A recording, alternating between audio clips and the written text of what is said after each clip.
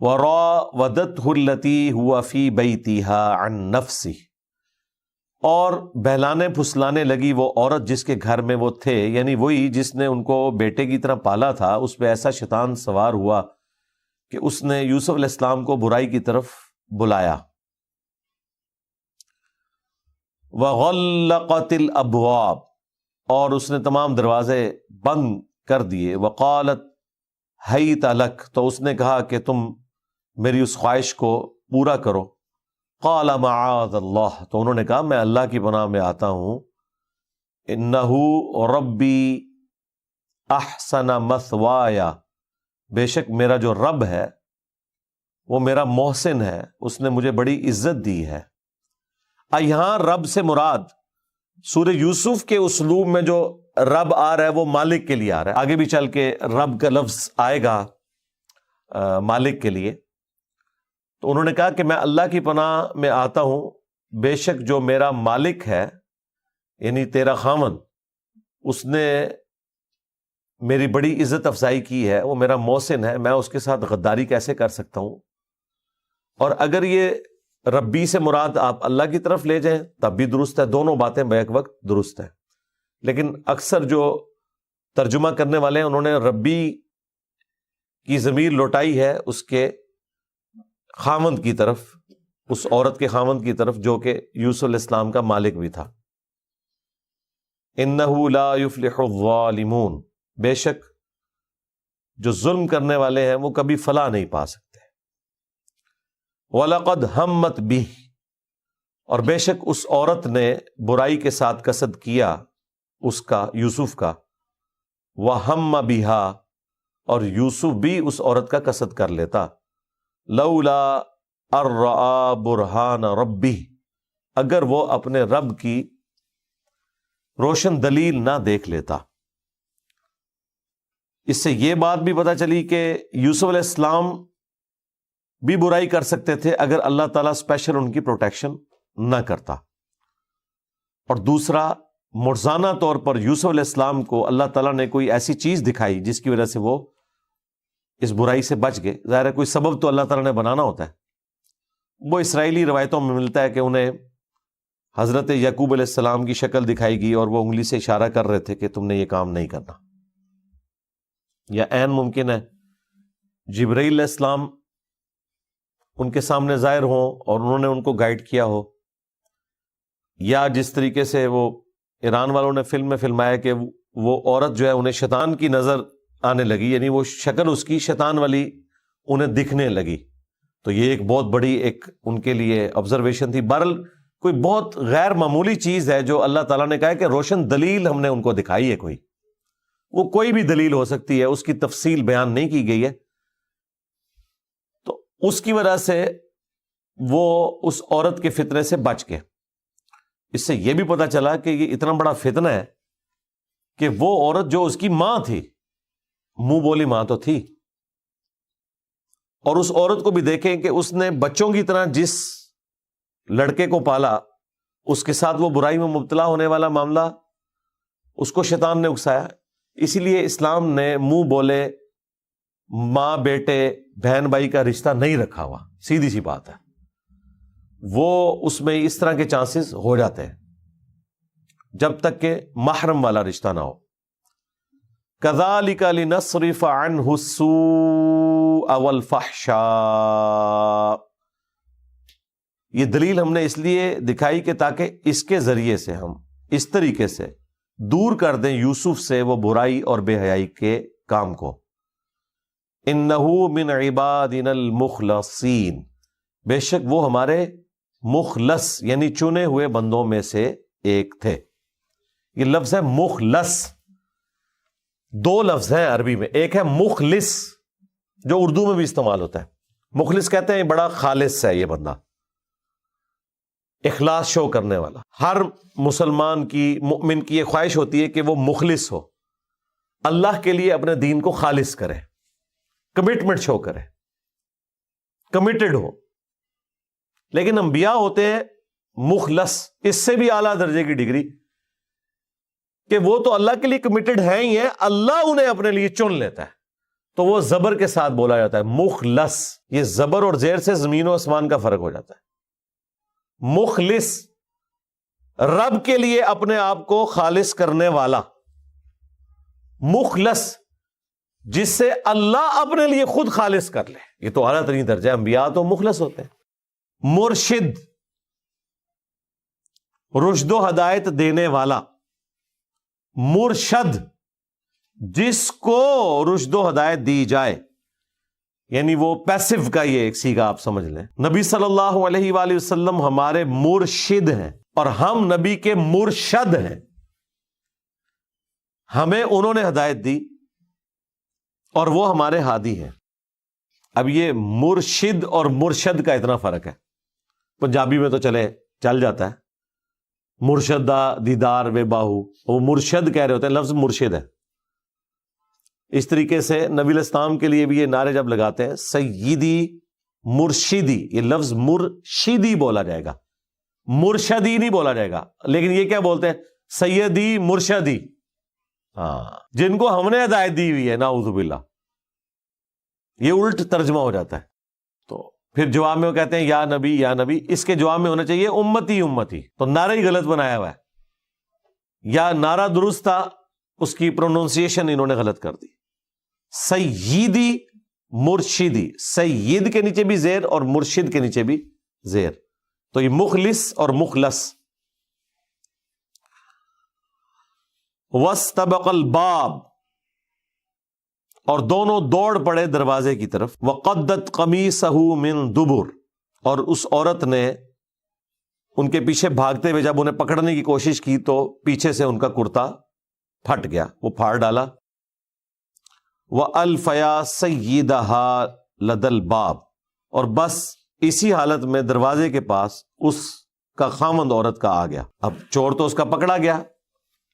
تو اس سے پہلے کہ یوسف علیہ السلام اس کی بیوی کی شکایت اسے کرتے، ظاہر ہے ان کا کریکٹر تو تھا اپنے مالک کے سامنے، تو ان کی بات بھی سنی جاتی. لیکن اس کی عورت نے جھوٹا بہانہ کیا، اور کس طرح اس نے الفاظ استعمال کیے. قالت ما جزاء من اراد باہلک سوءا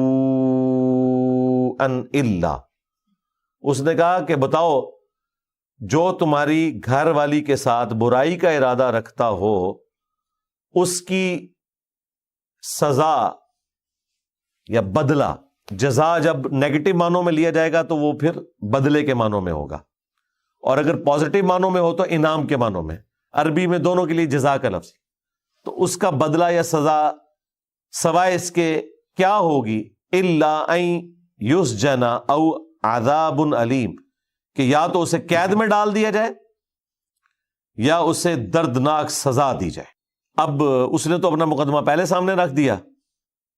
بہرحال وہ شریف انسان تھا، اس نے صرف اپنی بیوی کی بات کے اوپر اکتفا نہیں کیا، یوسف علیہ السلام کی بات بھی سنی. قال، یوسف علیہ السلام نے کہا ہی راودتنی عن نفسی، یہ جو کچھ بول رہی ہے تو جھوٹ کہہ رہی ہے، بلکہ اسی نے مجھے اپنی طرف بلانے کی اور بہلانے کی ناکام کوشش کی تھی. تو انہوں نے بس اتنا مختصر جملہ بولا کہ یہ جھوٹ بول رہی ہے، اس نے کوشش کی. تو اللہ تعالیٰ نے غیبی مدد کی یوسف علیہ السلام کی. وَشَهِدَ شَاهِدٌ مِّنْ أَهْلِهَا، تو ایک گواہ نے جو کہ اس عورت کے رشتہ داروں میں سے تھا. خاوند کے رشتہ داروں میں سے ہوتا تو عورت نے کہاں ماننا تھا. تو بائی چانس وہاں پہ کوئی اسی عورت کا قریبی رشتہ دار تھا جو کہ حمایتی تھا اس عورت کا. ان رشتہ داروں میں سے ایک رشتہ دار موجود تھا. اللہ تعالیٰ نے کوئی ایسا غیبی معاملہ کیا تو وہ بول اٹھا. اس نے ایک علمی بات کی جو بالکل منطقی تھی کہ یہ طریقہ ہے جج کرنے کا. اس زمانے میں تو سی سی ٹی وی کیمرہ نہیں ہوتے تھے اور باقی معاملات اس طریقے سے تو نہیں ہوتے تھے کہ کوئی کاؤنٹر ویریفیکیشن کی جا سکے. ایران والوں نے ویسے فلم کے اندر یہ فلمایا کہ وہ کوئی ایک شیرخوار بچہ تھا، نیو بورن بیبی تھا جو بول بھی نہیں سکتا تھا. تو وہ بول اٹھا اور اس نے یہ بات کی جو اگلی بات رپورٹ ہوئی ہے. اللہ کی قدرت سے یہ بعید نہیں ہے، لیکن یہ اتنی غیر معمولی بات تھی کہ قرآن میں رپورٹ ہونی چاہیے تھی معجزے کے طور پر، کہ شیر خوارگی میں بچہ بولا ہے، جس طرح کہ عیسیٰ علیہ السلام ماں کی گود میں بولے ہیں تو اللہ تعالیٰ نے اسے رپورٹ کیا ہے کہ یہ ایک غیر معمولی ایک واقعہ ہے جو قانون قدرت کو توڑنے والا ہے، معجزہ ہے، تو یہ بھی معجزہ ہونا تھا۔ اور دوسری بات یہ ہے کہ اگر اس طرح کا کوئی واقعہ ہوا ہوتا تو یہ ایک اتنا غیر معمولی واقعہ تھا کہ اس کے بعد تو وہاں لوگوں کو سمجھ لینا چاہیے تھا کہ یوسف علیہ السلام کوئی عام انسان نہیں ہے، اور وہیں سے ان کی دعوت کا آغاز بھی ہو جاتا۔ سب سے پہلے تو عزیز مصر ان کا کلمہ پڑھ کے مسلمان ہو جاتا، تو ایسی کوئی بات رپورٹ نہیں ہوئی۔ اس سے لگتا ہی ہے کہ وہ کوئی سیانہ آدمی تھا، سمجھدار، کوئی سینئر آدمی تھا جس کے پاس عقل و دانش تھی، اور اس نے مشورہ دیا اپنا۔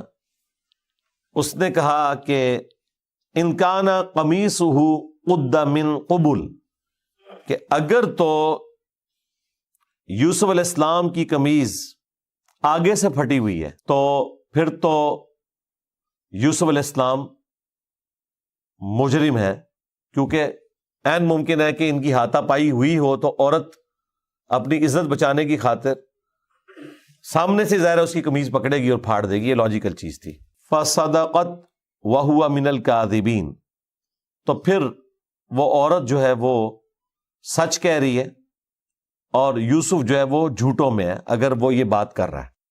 وَإِن كَانَ قَمِيصُهُ قُدَّ مِن دُبُرٍ، اور اگر قمیض پیچھے سے پھٹی ہوئی ہے تو یہ تو پھر سیدھا اشارہ ہے کہ یوسف نے بھاگنے کی کوشش کی اور اس عورت نے اسے اپنی طرف کھینچا ہے۔ یہ لاجیکل بھی ہے کہ اسی قسم کا ہی کوئی معاملہ فٹ ان بیٹھتا ہے۔ وَإِن كَانَ قَمِيصُهُ قُدَّ مِن دُبُرٍ، اور اگر یہ پیچھے سے قمیض پھٹی ہوئی ہے، فَكَذَبَتْ وَهُوَ مِنَ الصَّادِقِينَ، تو پھر یہ عورت جھوٹی ہے اور وہ سچوں میں سے ہے۔ دیکھیں واقعی کوئی سینئر ممبر تھا کہ جس نے سٹارٹ یوسف علیہ السلام کو جھوٹا کہنے سے کیا ہے۔ پہلے وہ پاسبلٹی بیان کی ہے جس میں یوسف علیہ السلام جھوٹے تھے، اور پھر وہ پاسبلٹی بیان کی ہے جس میں یوسف علیہ السلام سچے تھے۔ اور دوسری اس نے سمجھداری یہ کی ہے کہ اس نے اس کی بیوی کو ڈائریکٹلی جھوٹا یا سچا نہیں کہا، بلکہ کہا کہ یہ جھوٹ بول رہی ہے، لیکن یوسف علیہ السلام کے لیے کیا لفظ استعمال کیے ہیں کہ جھوٹوں میں سے ہے، اور اگر یہ معاملہ ہوا ہے تو یہ سچوں میں سے ہے۔ فَلَمَّا رَأَىٰ قَمِيصَهُ، پس جب عزیز مصر نے اس کی قمیض کو دیکھا، قُدَّ مِن دُبُرٍ، کہ وہ پیچھے سے پھٹی ہوئی تھی، قَالَ إِنَّهُ مِن كَيْدِكُنَّ، تو اسے سمجھ آ گئی، سمجھدار تھا، ہٹ دھرم نہیں تھا، اس نے اپنی بیوی کی سائیڈ بھی نہیں لی، سچائی کے لیے کھڑا ہوا۔ ظاہر ہے کہ یہ اتنی بڑی بڑی سلطنتیں انصاف کے اوپر ہی چل رہی تھیں، بے دینی کے باوجود انصاف اور عدل کی وجہ سے ہی تو کامیاب تھیں۔ تو جب اس نے دیکھا کہ قمیض پیچھے سے پھٹی ہے تو قال انہ من کیدکن، کہ یہ تم عورتوں کا ہی فریب ہے، ان کیدکن عظیم، اور بے شک تم عورتوں کا مکر و فریب انتہائی خطرناک ہوتا ہے۔ وہی یعنی فوراً اپنے آپ کو مظلوم ثابت کرنا، آنسو نکل آنا، اپنی بات میں وزن پیدا کرنے کے لیے چیخو پکار کرنا شروع کر دینا، بہانے بنانا شروع کر دینا، تو یہ عورتوں کی ایک اللہ تعالیٰ نے خوبی، میں کہوں گا کہ خامی نہیں کہوں گا، خامی تو آخرت کے پوائنٹ آف ویو سے ہے، دنیا میں تو ایک خوبی ہے کہ وہ اپنی بات میں سچا ہونے کے لیے اس طرح کے راستہ اختیار کر لیتی ہیں۔ دیکھیں وہ کہہ رہے ہیں کہ ان کیدکن عظیم، بے شک تم عورتوں کی جو فریب کارانہ چالیں جو ہیں وہ بڑی پہنچی ہوئی چالیں ہوتی ہیں۔ یوسف، اور پھر عزیز مصر نے یوسف علیہ السلام سے کہا اعرض عن ھذا، تو ایک اچھا انسان ہے، اس معاملے کو جانے دو، یعنی یہ جو گھر کے اندر معاملہ ہوا ہے یہ پردے میں ہی رہے، تم نے باہر کسی سے بات نہیں کرنی، اس معاملے کو یہیں دفن کر دو۔ ظاہر ہے کہ اتنی تو اس نے اپنی بیوی کو فیور دی کہ اسے سزا نہیں دی، ناراض تو ہوا ہوگا، فلم میں تو انہوں نے دکھایا کہ وہ مرتے دم تک پھر ناراض ہی رہا ہے، بس ضرورتاً یہ گفتگو کرتا تھا، اور یہ ریالٹی بھی لگتی ہے اسی طرح ہی ہوا ہوگا کہ ایک عورت کو اتنی عزت سے رکھا ہو اتنے بڑے منصب کے اوپر، اور پھر وہ اس قسم کی حرکت کرے۔ اور اپنی بیوی سے اس نے کہا وَاسْتَغْفِرِي لِذَنبِكَ، کہ تو اپنے گناہ کی معافی مانگ، اِنَّكِ كُنتِ مِنَ الْخَاطِئِينَ، بے شک تو ہی قصورواروں میں شامل ہے۔ اب یہ گناہوں کی معافی کوئی اللہ سے مانگنے والی نہیں تھی، یا شاید کوئی ٹوٹی پوٹی فارم میں ان کے جو دیوتا ہوں گے، پلس یہ کہ حقوق العباد والا جو معاملہ ہے وہ تو ظاہر ہے انصاف کا تھا، عین ممکن ہے اس نے یہ کہا ہو کہ تم یوسف سے معافی مانگو اپنے اس گناہ کی جو تم نے الزام لگایا۔ اب یہ معاملہ تو گھر کے اندر ہوا، لیکن خبر لیک ہو گئی، جس طرح آج کل ویڈیوز لیک ہو جاتی ہیں، اور وہ خبر کس طرح لیک ہوئی ہوگی؟ یقیناً یوسف علیہ السلام نے تو نہیں کی، اور عزیز مصر نے بھی نہیں کی ہوگی، اور اس عورت نے بھی نہیں کی ہوگی، کیونکہ باہر سے لوگوں نے پھر باتیں کرنی تھی کہ یہ اپنے غلام کے ساتھ اس طرح کا معاملہ کر رہی ہے، یہ بھی ایک گالی پڑھنی تھی اس کو۔ تو گھر میں جو کام کرنے والی ہیں ان کے ذریعے خبر لیک ہو گئی، ظاہر ہے وہ گھر کے اندر سنتی ہیں، اور پھر وہ خبر جو لیک کرتی ہیں نا، جس کو بھی بتاتی ہیں ساتھ کہتی ہیں کہ اگے نہیں دسنا، ہاں، اور یوں کرتے کرتے خبر پھیل گئی، اور یہی سین انہوں نے فلمایا اس میں، اور یقیناً یہی فٹ ان بیٹھتا ہے۔ وقال نسوة فی المدینہ، اور کہنے لگیں اس شہر کی عورتیں، امرأۃ العزیز، جو عزیز مصر کی بیوی ہے، تراود فتاها عن نفسی، وہ تو اپنے نوجوان غلام کو اپنے نفس کے لیے ورگلانا چاہتی تھی، اور یہ وہ ٹونٹ کے طور پہ بات کر رہی ہیں کہ دیکھو کتنی گئی گزری ہے کہ اس نے یہ برائی والا جو معاملہ ہے وہ بھی اپنے غلام کے ساتھ کیا ہے۔ قد شغفها حبا، بے شک غلام کی محبت اس کے دل میں گھر کر گئی ہے۔ انا لنراها فی ضلال مبین، یہ تو بالکل ہی گئی گزری ہے، گمراہی میں ڈوب چکی ہے۔ اب یہاں پہ گمراہی میں ڈوبنا یہ نہیں ہے کہ وہ اسے کوئی گناہ کے طور پر، یعنی ایک ہماری جو نارمز چل رہی ہیں معاشرے کی اس کے اعتبار سے، تو مطلب اتنی گئی گزری ہے یہ ان معنوں میں۔ اب ظاہر ہے عورتوں کی چالیں تو پھر ہیں نا، آپ دیکھیں نا وہ عورت کیسی چال چلتی ہے ان کے ساتھ۔ فلما، پس جب، سمعت بمکرہن، اس قسم کی مکرانہ جو باتیں تھیں وہ سنی اس عورت نے کہ اچھا یہ میری وکیلیاں کر دی ہیں بھی نے، پنجابی میں کہتے ہیں میری غیبت کر رہی ہیں۔ ارسلت الیہن، تو اس نے سب کی طرف پیغام بھیجا، وَأَعْتَدَتْ لَهُنَّ مُتَّكَآ، اور اس نے ان کے لیے ایک باقاعدہ مسندیں ارینج کی، کوئی آپ سمجھ لیں کوئی ڈنر پارٹی یا کوئی لنچ ارینج کیا۔ اس زمانے میں یہ معاملات ہوتے تھے، اور ظاہر ہے کہ اس میں اس نے عام مصر کی عورتیں تو نہیں بلائی ہیں، جو حکومتی لیول کے جو چھوٹے وزیر تھے ان کی بیویوں کو اس نے مدعو کیا، صوبائی وزیر یا وفاقی وزیر، تو ان کے لیے اس نے مسند تیار کی۔ وَآتَتْ كُلَّ وَاحِدَةٍ مِّنْهُنَّ سِكِّينًا، اور ان میں سے ہر ایک کو اس نے ایک چھری دے دی۔ وَقَالَتِ اخْرُجْ عَلَيْهِنْ، اور پھر یوسف کو کہا کہ ان عورتوں کے سامنے آؤ۔ اس سے یہ لگتا ہے کہ ان کا آنا جانا باہر نہیں تھا، بڑے بڑے محل تھے، تو انہوں نے اس کو اندر ہی سارا کچھ پرورش والا معاملہ کیا، اور یہی انہوں نے ویڈیو میں دکھایا۔ وہ تو پورے پورے سٹیز آباد تھے، تو عورتوں کو یہ نہیں پتا تھا کہ وہ کتنے خوبصورت ہیں، یوسف علیہ السلام کا جو حسن ہے۔ تو اس محفل کے اندر یوسف علیہ السلام کو بلایا، ظاہر ہے غلام تھے، انہوں نے آرڈر تو قبول کرنا تھا۔ فلما رأینہ، تو جب انہوں نے دیکھا یوسف علیہ السلام کی طرف، ظاہر ہے کہ اللہ کے پیغمبر بھی تھے، خوبصورت بھی تھے، پھر ان کے ایک چہرے کی وجاہت تھی۔ اکبرناہ، تو انہوں نے اس کو بہت بڑا خیال کیا۔ وقطعنا ایدیہن، اور بس اسی کشمکش میں انہوں نے اپنی انگلیاں کاٹ لیں، یعنی زخمی کر لی۔ یہ نہیں ہے کہ انگلیاں کاٹ دی ہیں، یہ نہیں۔ اور ظاہر ہے کہ قرآن پاک مختصر بات کر رہا ہے، اس میں فلنگ دی بلینکس ہم کر سکتے ہیں۔ جو ہمیں روایتوں سے پتہ چلتا ہے کہ وہ سیب دیے کھانے کے لیے پیش کیے، اور چھریاں ان کے ہاتھوں میں دی. بس عین اس لمحے میں جب وہ سیب کاٹ رہی تھی، کاٹنے کے دوران ذرا وہ چھلکا اتار رہی ہوں گی. یوسف علیہ السلام جب آئے تو ان کی طرف متوجہ ہوئیں وہ عورتیں، تو وہ کاٹتے ہوئے اس میں ایسی متوجہ ہوئیں کہ ان کے ہاتھوں کا بھی کوئی پورشن کٹ گیا. جس طرح ہمارے ڈاکٹر سار صاحب استاد کہا کرتے تھے کہ عین ممکن ہے کہ کسی عورت کا ہاتھ زخمی ہوا اور یوسف علیہ السلام چونکہ غلام تھے وہ اس کی مرہم پٹی کرنے کے لیے اس کے قریب ہوئے ہوں، تو باقی عورتوں نے جان بوجھ کے ہی وہ اپنے ہاتھ تھوڑے تھوڑے کاٹ لیے ہوں توجہ حاصل کرنے کے لیے. جس طرح گھر میں بھی بچوں سے بھی ایسا معاملہ ہو جاتا ہے، اگر کسی بچے سے دوسرے بچے کو زخم لگ جائے تو وہ اپنے آپ کو تھوڑا بہت زخم لگا لیتا ہے مظلوم بننے کے لیے، یا کوئی ایسی ایکٹیویٹی پرفارم کرتا ہے. بہرحال کچھ بھی ہوا، ایک ایکسٹراڈنری واقعہ تھا، باقیوں کے بھی ہاتھ زخمی ہو گئے. وَقُلْنَا حَاشَ لِلَّهِ، تو وہ تعجب میں انہوں نے کہا کہ سبحان اللہ، اللہ پاک ہے. ما هذا بشرا، یہ تو انسان نہیں لگتا. ان هذا الا ملک کریم، یہ تو نہیں مگر کوئی بہت معزز فرشتہ. یہاں جو اللہ کا لفظ آیا ہے یا فرشتے کا ذکر ہے، اس سے مراد قطعاً یہ نہیں کہ وہ اللہ میں یا فرشتوں میں ماننے والے تھے.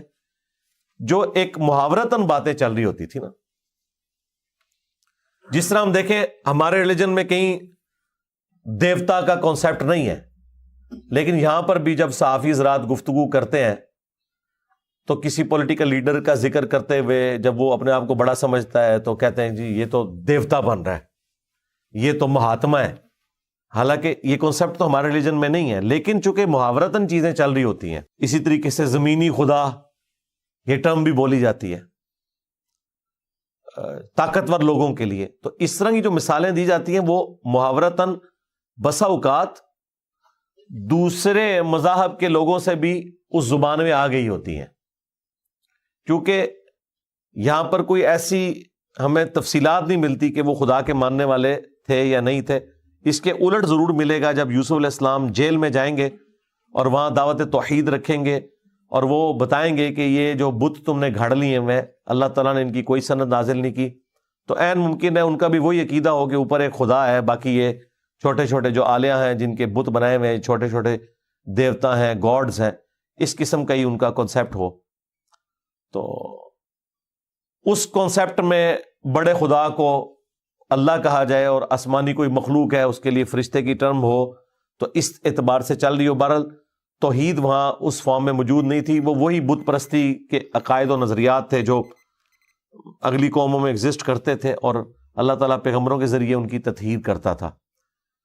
تو ایتھیسٹ نہیں تھے، خدا میں بلیو کرنے والے تھے. وہ بہرحال وہ ٹوٹی پوٹی فارم میں ایک توحید کا ایک معاملہ چل رہا تھا. تو انہوں نے کہا کہ یہ تو انسان لگتا ہی نہیں ہے، یہ تو ایک مقرب فرشتہ ہے. قالت، اب تو موقع مل گیا عزیز مصر کی بیوی کو جس کا نام زلیخا رپورٹ ہوا ہے تورات کے اندر. فَذَلِكُنَّ الَّذِي لُمْتُنَّنِي فِيهِ، یہ ہے وہ جس کے بارے میں تم مجھے ملامت کر رہی تھی. تو دیکھ لو تمہاری حالت کیا ہوئی ہے کہ ایک دفعہ دیکھا ہے تو تمہارے ساتھ ایسا معاملہ ہو گیا ہے، اور میرے تو یہ گھر میں رہتا ہے. یعنی وہ اپنے گناہ کو ابھی بھی جسٹیفائی کر رہی ہے، اپنی اس بغاوت کو. اور دیکھیں اگلی دلیری، وَلَقَدْ رَاوَدتُّهُ عَن نَفْسِهِ، میں نے اسے بہت کوشش کی ہے اپنی طرف بلانے کی. فَاسْتَعْصَمَ، لیکن اس نے اپنے آپ کو بچا کے رکھا ہے بڑا پکا ہے، یہ کننا ہے. یار وہ تو اس کو برائی کے طور پہ ذکر کر رہے ہوں گے نا، کوئی تعریف کے لیے نہیں کیا. کیونکہ اگلے الفاظ دیکھیں، وَلَئِن لَّمْ يَفْعَلْ مَا آمُرُهُ، اگر اس نے وہ کام نہ کیا برائی کا جس کی طرف میں اسے مائل کر رہی ہوں، لَيُسْجَنَنَّ، تو میں ضرور اسے قید میں ڈلوا دوں گی، یہ قید میں ڈلوا دیا جائے گا. وَلَيَكُونَ مِنَ الصَّاغِرِينَ، تو یہ ضرور ہو جائے گا چھوٹے لوگوں میں، بے آبرو لوگوں میں، ذلیل و خوار ہو جائے گا. یعنی وہ یہی سمجھتے تھے جب آپ کسی کو جیل میں ڈلوا رہے ہیں تو اسے جیل ہوگی تو مراد یہ ہے کہ مجرم ہے، تو یہ کام میں اس کے ساتھ کروں گی. یعنی وہ ابھی تک اپنے ان معاملات سے پیچھے نہیں ہٹی اور اپنی اسی ڈھٹائی کے ساتھ اسی برائی کے اوپر قائم ہے. اب اس نے تو اپنا پورا پلان کیا ہوا تھا کہ میں اس صورت میں جب یہ میری بات نہیں مانے گا اسے جیل میں ڈلواؤں گی. اور اللہ تعالیٰ کا بھی پلان تھا کہ یوسف علیہ السلام کو یہ بات کلک کی کہ اس وقت اس عورت سے جان چھڑانے کا ذریعہ اب قید خانہ ہی ہے. تو پھر انہوں نے اگلی آیات میں آئے گا، وہ انشاءاللہ اگلی دفعہ ہم کور کریں گے، اللہ تعالیٰ سے دعا کی کہ بجائے اس کے کہ میں اس برائی میں مبتلا ہوں تو یا اللہ مجھے جیل کی زندگی، قید خانے کی عزیز ہے اس چیز سے کہ میں برائی میں مبتلا ہو جاؤں اور تیرا باغی ہو جاؤں. دیکھیں انہوں نے گناہ سے، بدکاری سے بچنے کے لیے تکلیف برداشت کر لی. عموماً آپ کو نیک کام کرنے کے لیے ایک تکلیف برداشت کرنی پڑتی ہے کہ ایفرٹ پٹ کرتے ہیں. برائی سے بچنے کے لیے آپ کو صرف ارادہ کرنا پڑتا ہے کہ میں نے یہ نہیں کرنا. مثلا نماز ایک نیکی کا کام ہے، اس کو کرنے کے لیے آپ کو وضو کرنا پڑتا ہے، مسجد میں جانا پڑتا ہے، ارکین جتنے ہیں وہ ادا کرنے پڑتے ہیں. لیکن گناہ سے بچنے کے لیے آپ کو کچھ کرنا نہیں پڑتا، صرف ایک فیصلہ کرنا پڑتا ہے. گالی منہ میں آئی ہوئی ہے غصے کی وجہ سے، آپ فیصلہ کرتے ہیں میں نے نہیں نکالنی، تو اس کے لیے آپ کو کوئی ایکسٹرا کام نہیں کرنا پڑتا. لیکن دیکھیں پیغمبروں کو برائی سے بچنے کے لیے 9 سے 10 سال کی قید کاٹنی پڑ رہی ہے. تو دیکھیں انہوں نے پھر اپنا آپ منوایا ہے. اللہ تعالیٰ جب کسی کو رتبے دیتا ہے تو پھر اس پہ آزمائشیں بھی ڈالتا ہے. یہ بڑا پوائنٹ کا نقطہ ہے کہ گناہ سے بچنے کے لیے انہیں 9 سے 10 سال جیل میں کاٹنے پڑے. حالانکہ گناہ سے بچنے کا تو انعام ہونا چاہیے، دنیا میں نہ ملے تو آخرت میں. یہاں گناہ سے بچنے کے لیے انہیں ایک سزا کاٹنی پڑی. اور یوسف علیہ السلام کی بھی کتنی بڑائی ہے کہ انہوں نے اس گناہ کی سینسٹیوٹی کو سمجھا کہ میں گناہ سے بچنے کے لیے اگر تکلیف بھی مجھے اٹھانی پڑتی ہے تو میں اللہ تعالیٰ کی بغاوت کا کوئی کام نہ کروں، ہاں میں یہ تکلیف برداشت کروں. یہ 9-10 سال تو آپ امیجن نہیں کر سکتے. ایک جوان شخص کی جوانی کا گولڈن پیریڈ، اور کوئی غلط کام بھی نہیں کیا، غلط کام سے اپنے آپ کو بچایا، اس کی سزا کاٹنی پڑ رہی ہے. اور اس زمانے کی جیل میں آج کل نہیں جیل کاٹی جاتی. اور جس طریقے سے پھر انہوں نے وہ یوسف علیہ السلام سے متعلقہ جو فلم بنائی ہے 45 ایک ساتھ میں، جو ڈرامہ سیریل ہے، اس میں جو انہوں نے وہ تکلیفیں دکھائی ہیں نا، وہ دیکھ کے ہی انسان پسیج جاتا ہے.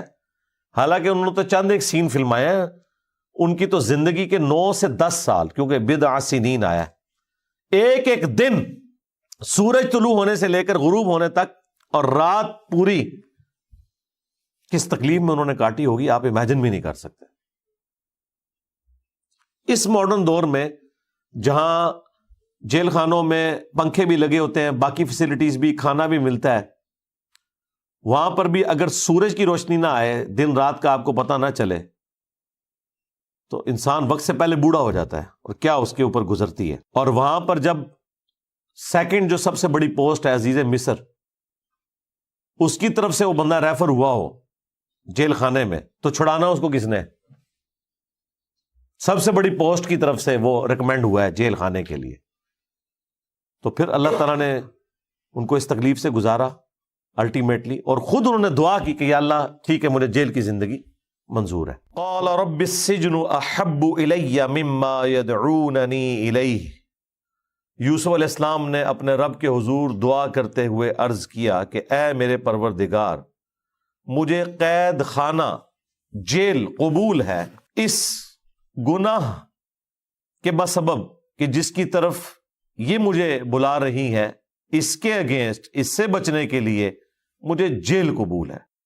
وَإِلَّا تَصْرِفْ عَنِّي، اور اگر تو نے اپنے محض عنایت سے اس فتنے سے مجھے نہ بچایا، کیدہن، جو ان کی چالیں ہیں ان عورتوں کی، اور یہ جمع کے صیغے سے تو یہی لگ رہا ہے کہ یہ باقی عورتیں بھی اس میں شامل ہو گئیں. پہلے تو ایک ان کے اوپر مسلط ہوئی تھی، اب یہ باقی عورتیں بھی اس میں شامل ہو گئیں. اصب الیہن واکم من الجاہلین، تو کہیں ایسا نہ ہو کہ میں ان کے اس جال میں پھنس جاؤں اور نادانوں میں شامل ہو جاؤں. یہ یوسف علیہ السلام کی عاجزی تھی کہ انہوں نے اپنے نفس کی برائی سے بچنے کے لیے اپنے نفس کو اپنے رب کے حوالے کیا اور کہا کہ میں اپنی مرضی سے اس گناہ سے نہیں بچ سکتا، اے اللہ تو ہی مجھے بچا۔ المستدرک للحاکم کے اندر ایک حدیث ہے جو ہم نے اپنے بلو کارڈ کے اوپر بھی ڈالی ہے۔ سیدہ فاطمہ سلام اللہ علیہا سے نبی الاسلام نے فرمایا، اے میری بیٹی، تو مجھ سے کیوں نہیں وہ تحفہ لیتی؟ اور وہ تحفہ تھا دعا کا۔ تو انہوں نے عرض کیا کہ ابا جان ضرور دیں۔ تو نبی الاسلام نے فرمایا کہ صبح و شام ایک دفعہ یہ پڑھ لیا کرو، یا حی یا قیوم برحمتک استغیث اصلح لی شأنی کلہ ولا تکلنی الی نفسی طرفۃ عین۔ اے خود سے زندہ ہر چیز کو تھامنے والے، میں تیری رحمت کے ساتھ تیری مدد کا سوال کرتا ہوں۔ یا حی یا قیوم برحمتک استغیث، اگلے الفاظ جو ہیں کمال کے ہیں۔ اصلح لی شأنی کلہ، میرے لیے اصلاح فرما دے ہر عمل کے اندر۔ ولا تکلنی الی نفسی طرفۃ عین، اور اے اللہ مجھے پلک جھپکنے کے برابر بھی کبھی میرے نفس کے سپرد نہ کرنا، تو نہیں مجھے سنبھالنا ہے۔ یہ ایسی کمال کی دعا ہے، یہ صبح و شام کے اذکار میں ہم نے اسی لیے ڈالی ہوئی ہے کہ یہ سیدہ فاطمہ کو نبی الاسلام نے بلا کے کہا کہ بیٹی لے لے مجھ سے یہ دعا۔ خاتون جنت کو یہ دعا تعلیم کی گئی۔ یہاں پہ بھی دیکھ لیں یوسف علیہ السلام کیا کہہ رہے ہیں کہ اے اللہ اگر تو نے مجھے ان کی چالوں سے نہ بچایا تو میں گناہگاروں میں شامل ہو جاؤں گا، تو ہی میرا پشت پناہ بن جا۔ اور پشت پناہ جب اللہ تعالیٰ ہو تو بغیر اسباب کے بھی کوئی بچنے کی سبیل نکال سکتا ہے، لیکن یوسف علیہ السلام کو بھی پتا تھا کہ یہ جو میری ریکویسٹ ہے وہ کسی اور تکلیف کے ساتھ ضرور جڑی ہوئی ہوگی، کیونکہ دنیا کو اللہ نے اسباب کے ساتھ جوڑا ہے۔ وہ ویسے بھی تو دعا کر سکتے تھے، اے اللہ مجھے جیل سے بھی بچا لے، ان عورتوں سے بھی بچا لے، جس طرح ہم جتنی کیلکولیٹڈ دعائیں کرتے ہیں نا، یا اللہ یہ بھی نہ ہو، یہ بھی نہ ہو، یہ بھی نہ ہو۔ ایسا تو نہیں ہوتا بھائی۔ وَلَنَبْلُوَنَّكُمْ بِشَيْءٍ مِّنَ الْخَوْفِ وَالْجُوعِ وَنَقْصٍ مِّنَ الْأَمْوَالِ وَالْأَنفُسِ وَالثَّمَرَاتِ، یہ اللہ نے ضرور آزمانا ہے۔ تو پیغمبر چونکہ اعلیٰ درجے کی توحید رکھتے ہیں، انہیں اللہ تبارک و تعالیٰ کی شناخت ہوتی ہے، تو انہیں یہ پتا ہوتا ہے کہ یہ چیزیں پھر کسی تکلیف کے ساتھ جڑی ہوں گی۔ بخاری مسلم میں حدیث ہے کہ مسلمان کو جو کوئی بھی تکلیف پہنچتی ہے، کوئی دکھ، درد، اندیشہ، کوئی ذہنی ٹینشن، حتیٰ کہ پاؤں میں کانٹا بھی چبھ جائے تو اس کے بدلے بھی اللہ تعالیٰ اس کے گناہوں کو معاف فرما دیتا ہے۔ تو یہ تکلیفوں کے ساتھ معاملہ جڑا ہوا ہے۔ بلکہ بخاری میں تو ایک بڑی حیران کن حدیث ہے کہ نبی علیہ السلام نے فرمایا کہ اللہ تعالیٰ جس کے ساتھ بھلائی کا ارادہ فرماتا ہے اسے تکلیف میں مبتلا کر دیتا ہے۔ یہ بڑی حیران کن بات ہے۔ ایک تو وہ حدیث ہے نا کہ اللہ تعالیٰ جس کے ساتھ بھلائی کا ارادہ فرماتا ہے اسے دین کی فقہ عطا فرما دیتا ہے، وہ بھی بخاری میں حدیث۔ یہ بھی بخاری میں کہ جس کے ساتھ بھلائی کا ارادہ فرماتا ہے اس کو تکلیف میں مبتلا کر دیتا ہے۔ ان مع العسر یسرا، ان مع العسر یسرا، ہر مشکل کے ساتھ آسانی ہے، ہر مشکل کے ساتھ آسانی ہے۔ اس کو وائس ورسا کر لیں، ہر آسانی کسی مشکل کے بعد آنے والی ہے، ہر آسانی کسی مشکل کے بعد آنے والی ہے۔ اولاد جیسی نعمت کے لیے بھی اللہ تعالیٰ نے عورت کو پریگنینسی کی تکلیف سے اور ڈیلیوری کی تکلیف سے گزارا ہے۔ یہاں پر بھی یوسف علیہ السلام اتنی بڑی اللہ تعالیٰ سے ڈیمانڈ رکھ رہے ہیں تو انہوں نے پھر اللہ کے حضور عرض کی کہ مجھے جیل قبول ہے اس کے عوض کہ میں گناہ سے بس بچ جاؤں، تیری نافرمانی نہ کروں، اس کے بدلے مجھے جیل بھی جانا پڑتا ہے نا تو میں جانے کے لیے تیار ہوں۔ فَاسْتَجَابَ لَهُ رَبُّهُ، پس اس کے رب نے اس کی دعا کو قبول کر لیا۔ فَصَرَفَ عَنْهُ كَيْدَهُنَّ، اور ان عورتوں کے مکر و فریب کو اس سے دور کر دیا۔ إِنَّهُ هُوَ السَّمِيعُ الْعَلِيمُ، بے شک وہی سننے والا ہے، علم والا ہے۔ یعنی سننا، علم رکھنا اور اس کے بعد کسی کو نوازنا، یہ صرف اللہ کی خوبی ہے۔ اس لیے تو ہمارے محبوب علیہ السلام نے جو ہمیں دعا سکھائی ہے ابو داؤد میں، ترمذی میں، اعوذ باللہ السمیع العلیم من الشیطان الرجیم، یہ سمیع اور علیم نبی علیہ السلام نے اعوذ باللہ کے ساتھ اٹیچ کیا ہے۔ اعوذ باللہ السمیع العلیم من الشیطان الرجیم من ہمزہ ونفخہ ونفثہ، بسم اللہ الرحمن الرحیم. تو یہاں پر اللہ تعالیٰ نے دعا قبول کر لی. کسی کے ذہن میں یہ وسوسہ آ سکتا ہے کہ یہ دعا قبول ہوئی ہے اس جیل کے بس، تو اس میں یوسف علیہ السلام کے اوپر اللہ تعالیٰ نے کون سی عنایت کر دی؟ بہت بڑی عنایت ہے. اگر اللہ تعالیٰ نہ چاہتا تو عورتیں اسی ضد کے اوپر ہی اڑی رہتی.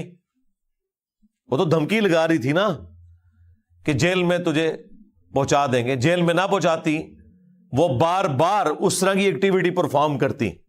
مجھے بتائیں، ایک دفعہ تو یوسف علیہ السلام کو اللہ نے بچا لیا اپنی برہان دکھا کر. اگر اسی ٹیسٹ سے ان کو بار بار گزارا جاتا تو ہر دفعہ تو کوئی برہان نہیں آنی تھی، تو تکلیف دہ چیز تھی. تو وہ بار بار اس تکلیف سے نہیں گزارا بلکہ سیدھا جیل ہی پہنچا دیا. تو یہ اللہ تعالیٰ کی کرم نوازی تھی یوسف علیہ السلام کے اوپر. ثم بدا لهم من بعد ما رأوا الآیات. پھر یہ پورے ایپیسوڈ کے بعد مناسب یہی معلوم ہوا حضرت یوسف علیہ السلام کے ان مخالفین کو جو شیطانی ایک ایجنٹ بنی ہوئی تھی عورتیں. رأوا الآیات، جب انہوں نے یوسف علیہ السلام کی زندگی میں یہ پاک بازی کی نشانیاں دیکھیں، لَيَسْجُنُنَّهُ حَتَّى حِينٍ، کہ وہ اسے کچھ عرصہ کے لیے قید کر دیں تاکہ یہ وقتی طور پہ ایشو ایڈریس ہو جائے. کیونکہ ان کی اپنی عزت بھی تو سٹیک پہ لگی ہوئی تھی نا. یوسف علیہ السلام کی تو لوگ تعریف ہی کر رہے ہوں گے. تو جب کوئی جیل میں چلا جاتا ہے تو وقتی طور پر ایشوز دب جاتے ہیں. یہاں پولیٹیکل لیڈرز کو بھی اسی لیے جیل میں بھیجا جاتا ہے، ورنہ وہ باہر بیٹھیں گے تو روزانہ کوئی نہ کوئی خطاب کریں گے، روزانہ کوئی نہ کوئی نئی بات لے کے آئیں گے. اگر انہیں جیل میں ڈال دیا جائے تو کچھ عرصے کے لیے سکون ہو جاتا ہے. یہ تو آپ نے دیکھا ہے، ہاں ادھر بھی، ورنہ روزانہ قوم سے خطاب ہو رہا ہوتا تھا. تو کسی درجے تک ایشو ایڈریس ہو جاتے ہیں. یہاں پہ بھی آپ دیکھیں، انہوں نے کہا کہ ٹھیک ہے جیل میں ڈالو، یہ ٹاپک تو ڈسکس ہونا بند ہو جائے گا نا. ورنہ تو چار بندے جا کے یوسف علیہ السلام سے پوچھیں گے کہ حضرت کیا ہوا سی، ساری زنانیاں نے انگلیاں وٹ لی ہیں سن، کیا ہوا سی، کچھ سناؤ سانو. پھر وہ بار بار چیزیں ڈسکس ہونی تھی نا، اور پھر اور خبر پھیلنی تھی اور عورتوں کی بدنامی ہونی تھی. لیکن جب وہ بندہ ہی جیل میں چلا گیا، اس کا کوئی انٹرویو نہیں کر سکتا، اسے کوئی پوچھ نہیں سکتا کہ بھئی اس دن کیا ہوا تھا، تو معاملہ ڈیلیوٹ ہو جاتا ہے. یہ میرا خیال ہے ہماری اسٹیبلشمنٹ نے قرآن پاک سے کوئی اور بات لی ہے نہیں لی، یہ والی بات ضرور لے لی ہے